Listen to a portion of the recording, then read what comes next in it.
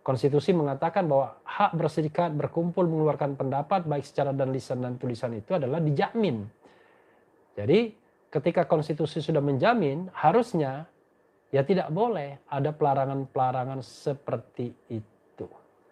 Soal atribut yang sama, yang jelas Front Persaudaraan Islam tidak dilarang dan dikatakan boleh menurut Menko Polhukam. Walaupun kita tahu kata-kata Menko Polhukam bukanlah hukum, tapi paling tidak jaminan konstitusional itu benar-benar ada dan nyata di dalam konstitusi.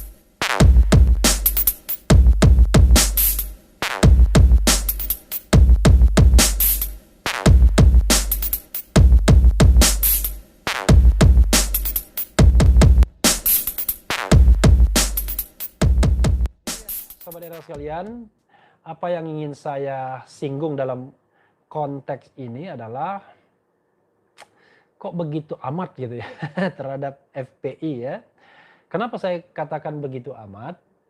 Saya teringat kata-kata Pak Mahfud ya. Pak Mahfud mengatakan ketika FPI berubah menjadi awalnya front Persatuan Islam, tapi kemudian menjadi Front Persaudaraan Islam, dia mengatakan tidak apa-apa. Dan saya juga mengatakan tidak apa-apa. Kenapa tidak apa-apa? Karena yang namanya kebebasan berserikat, berkumpul, mengeluarkan pendapat baik secara lisan dan tulisan itu adalah dijamin oleh konstitusi. Terutama pasal 28E ayat 3 ya. Jadi di situ dikatakan ya kan bahwa negara mengakui kemerdekaan berserikat, berkumpul, bahwa yang namanya kebebasan berserikat, berkumpul dan mengeluarkan pendapat itu diakui ya. Jadi bagian dari human rights, hak asasi manusia. Jadi tidak ada alasan untuk melarang Front Persaudaraan Islam. Apalagi perbuatan yang dilakukan adalah perbuatan mulia, yaitu membantu korban bencana. Perkara kemudian menggunakan atribut ya saya kira wajar saja ya, karena mereka adalah organisasi massa. Jadi mereka barangkali juga menerapkan disiplin pada waktu melakukan bantuan tersebut. Dan barangkali juga mereka kan memiliki atribut-atribut termasuk juga peralatan-peralatan yang memang sebelumnya sudah diberikan merek ya, Front Persaudaraan Islam. Jadi sangat aneh kemudian ketika mereka dilarang. Itu satu soal, sobat era sekalian. Soal lainnya adalah saya terus terang ya, mungkin karena saya cara berpikirnya lurus-lurus saja, walaupun saya bukan tidak paham politik. Lagi-lagi saya mengatakan apa kesalahan FPI ini sehingga tidak hanya dibubarkan tapi dilarang sana, dilarang sini. Dan itu sejak katakanlah Habib Rizik pulang ke Indonesia pada tanggal 10 November 2020 yang lalu. Apa kesalahan mereka? Kalau kesalahan mereka adalah prokes, protokol kesehatan, saya kira banyak organisasi, individu, ya, bahkan organisasi sosial politik yang melakukan pelanggaran hal seperti itu. Jadi rasanya terlalu berlebihan kalau harus dilarang organisasinya. Apalagi kesalahan mereka? Ya, kesalahan mereka terkait dengan penersangkaan Habib Rizik sekarang ini, yaitu kerumunan di bandara, tidak ada tersangkanya, ya. Kerumunan di Megamendung, tersangkanya Habib Rizik salah satunya, dan kerumunan di Petamburan, tersangkanya Habib Rizik juga. Tapi FPI sebagai organisasi kan tidak melakukan kegiatan apa-apa. Alasan pemerintah melalui SKB ya, bahwa pelarangan itu dikaitkan dengan sudah berakhirnya atau tidak diperpanjangnya surat keterangan terdaftar FPI. Berkali-kali saya katakan dan banyak juga pakar hukum yang mengatakan bahwa keterangan terdaftar itu bukanlah foundation ya, dasar alas bagi sebuah organisasi. Jadi karena organisasi atau membentuk organisasi itu adalah hak warga negara, hak konstitusional yang dijamin Undang-Undang Dasar, maka at any time masyarakat boleh membentuk organisasi sepanjang tentu organisasi tersebut bukan organisasi yang melanggar hukum.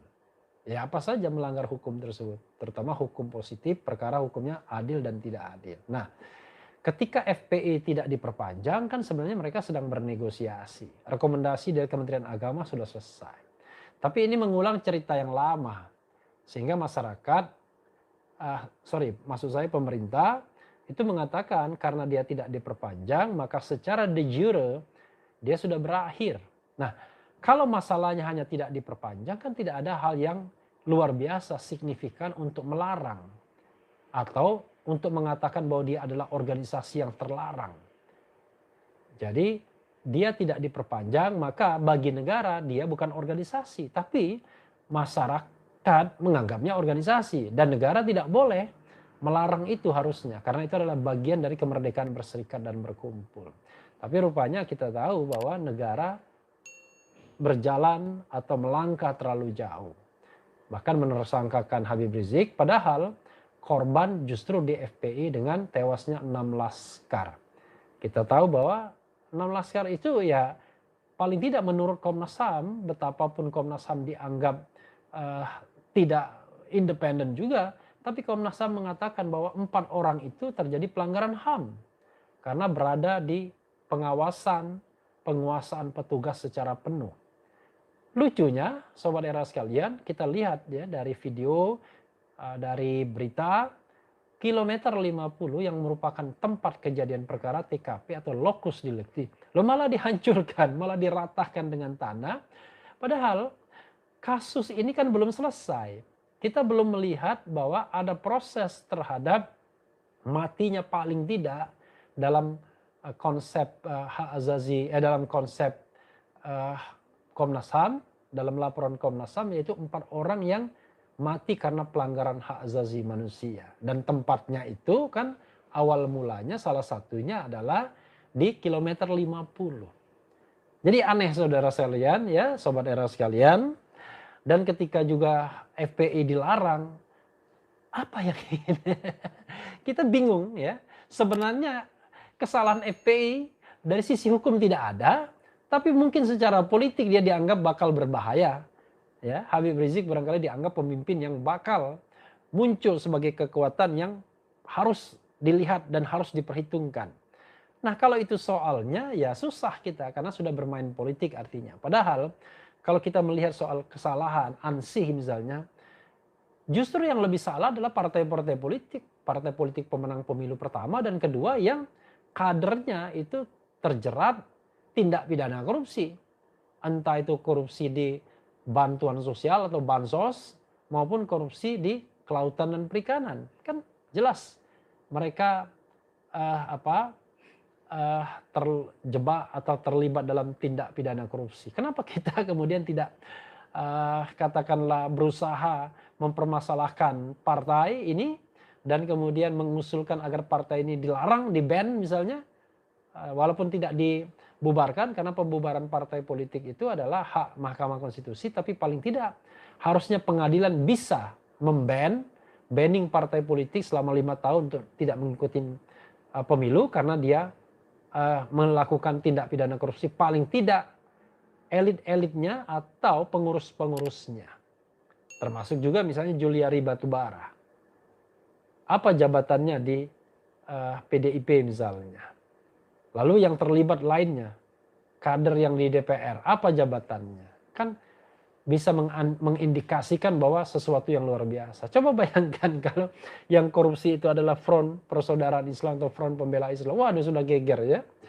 Dan tidak ada juga upaya untuk misalnya melakukan blokir rekening, ya kan, terhadap mereka-mereka yang diduga melakukan tindak pidana korupsi atau yang diduga bakal terlibat. Makanya korupsi itu bisa terus merajalela, bisa terus membesar karena memang hanya di atas kertas dia dikatakan extraordinary, tetapi faktanya dia ketika dilakukan tindakan-tindakan luar biasa, misalnya gini, Wamenkumham mewacanakan hukuman mati, Banyak sekali pembelanya di antara teman-teman satu partai misalnya. Atau kolega-kolega di Dewan Perwakilan Rakyat. Bandingkan misalnya dengan meninggalnya 6 laskar FPI. Tidak ada pembelanya di institusi resmi negara. Termasuk juga DPR secara institusional. Kalaupun ada ya paling 1-2 dari fraksi-fraksi atau partai-partai yang dianggap oposisi selama ini. Jadi Sobat Era sekalian, saya merasa bahwa perlakuan negara terhadap FPI, baik itu Front Pembela Islam maupun Front Persaudaraan Islam, sungguh sangat tidak adil. Itu suara hati nurani ya. Saya membayangkan jangan-jangan nanti muncul sebuah masa di mana akhirnya FPI diakui kembali. Sama seperti ketika Bung Karno membubarkan Masyumi misalnya. Menganggap Masyumi pada waktu itu sebagai partai terlarang. Tapi saat ini mau bikin 10 Masyumi pun tidak masalah. Mau Masyumi Reborn, mau Masyumi baru, mau Bulan Bintang yang juga Masyumi, no problem. Tetapi coba lihat ketika masa Orde Lama, Masyumi dilarang. Saya tidak ingin mengatakan tentang Partai Komunis Indonesia itu lain lagi ya, Sobat Era sekalian. Kenapa? Karena pelarangan PKI itu dilakukan oleh Majelis Permusyawaratan Rakyat. Jadi tingkatnya itu adalah tingkat rakyat tertinggi. Dan pada waktu itu MPR adalah lembaga tertinggi negara yang merupakan penjelmaan rakyat. Beda sekali kan konteksnya dengan SKB ini yang hanya keputusan seorang menteri. Jadi jauh sekali. Karena itu kita tidak bisa menyamakan PKI dengan FPI. Walaupun saya tahu ada orang-orang yang berusaha menggiring opini seperti itu, menyamakan FPI dengan PKI. Dan realitas politik seperti itu karena realitas politik hari ini. Saya membayangkan realitas politik besok, kalau terjadi arus mainstream kekuasaan yang berbeda, barangkali tidak demikian. Sobat Era sekalian, makanya kadang-kadang orang menganggap, wah pemerintahan sekarang ini terkesan Islamofobia. Saya tidak mau berdebat soal itu, Sobat Era sekalian, karena ukuran saya adalah bukan Islam dan tidak Islam, anti-Islam atau tidak anti-Islam, tapi ukuran saya adalah konstitusi. Konstitusi mengatakan bahwa hak berserikat, berkumpul, mengeluarkan pendapat, baik secara dan lisan dan tulisan itu adalah dijamin. Jadi ketika konstitusi sudah menjamin, harusnya ya tidak boleh ada pelarangan-pelarangan seperti itu. Soal atribut yang sama, yang jelas Front Persaudaraan Islam tidak dilarang dan dikatakan boleh menurut Menko Polhukam. Walaupun kita tahu kata-kata Menko Polhukam bukanlah hukum, tapi paling tidak jaminan konstitusional itu benar-benar ada dan nyata di dalam konstitusi kita. Ya, sahabat Era sekalian, itu saja ya